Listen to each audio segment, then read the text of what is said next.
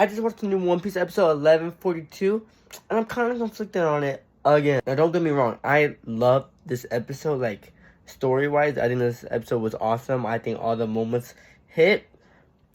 But the one problem I've been having with One Piece generally recently is the pacing.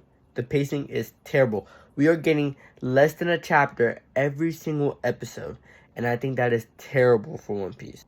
Since the pacing is so bad and it's so slow, it makes it feel boring when it's really not. Because I think the story and like the stuff that goes on in this episode are not boring, but it felt boring because it was so slow. I really think One Piece needs to fix this, because before the 6-month break, we were getting a chapter and a half every episode, but now it's just gone back to less than a chapter, and that's so bad for One Piece. Also, I just want to say, me personally, I'm liking the manga so much better. I don't really like how they're adapting. Like this scene right here, I love this scene in the manga. When I saw this panel, I was like, holy crap. I was blown out of my mind. I don't know what that is. I was so hyped. I was like, yes, Luffy's freaking taking on 2 freaking strong people in the Navy, Kizaru and Saturn.